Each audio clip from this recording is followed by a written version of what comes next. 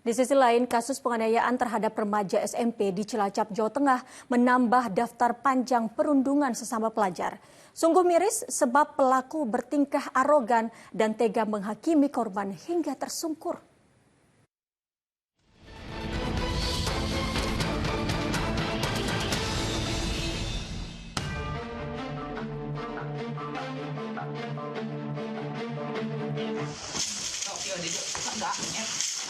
Seakan tak berkaca dari kasus Mario Dandi, penganiayaan yang dilakukan secara membabi buta kembali terjadi.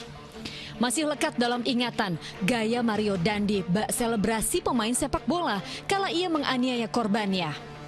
Kini laga itu kembali terulang dalam kasus perundungan siswa SMP di Cilacap, Jawa Tengah.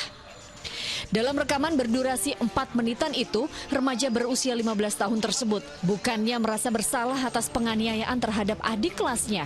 Ia justru bergaya di akhir video seakan bangga atas tingkahnya. Tak pelak, ulah konyolnya membuat banyak warga begitu geram hingga menyatroni rumah pelaku berinisial MK.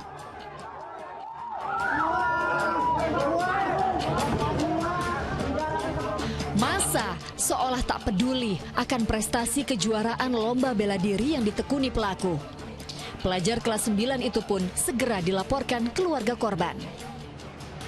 Kakak korban yang menenggarai adiknya ini dalam keadaan luka, baik di bagian wajah, kemudian di bagian memar di perut dan bahu sebelah kanan. Ini telah melaporkan ke Polsek. Tak bergulir lama setelah video di lapangan bola voli itu beredar, polisi langsung mengamankan siapa-siapa yang terlibat. Mereka adalah 5 pelajar yang ada di TKP. 2 di antaranya yang merupakan kakak kelas korban ditetapkan sebagai tersangka. Sedangkan 3 lainnya berstatus sebagai saksi. Kedua tersangka akan diproses menggunakan sistem peradilan anak. Polisi juga mengungkap motif kasus kekerasan di kalangan pelajar itu.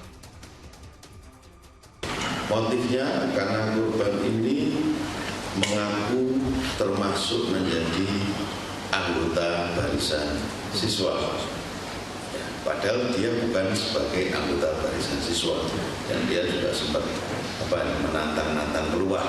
Nah, akhirnya ketemulah sama ketuanya barisan siswa yang ada viral di video itu. Apapun dalihnya, kasus penganiayaan sesama pelajar sedianya tak perlu terjadi. Kenakalan remaja yang melampaui batas tentu membuat semua pihak, terutama keluarga korban, menuntut keadilan setimpal. Saya mintanya keadilan aja ya Pak, keadilan yang seadil-adilnya, terus minta juga itu anak udah melakukan kejadian yang sangat brutal. Untuk sekelas anak SMP, anak sekolah itu kan udah sangat brutal ya Pak, jadi saya minta keadilannya aja. Di luar ancaman pidana 3 tahun 6 bulan penjara bagi kedua tersangka dan denda hingga 70 juta rupiah.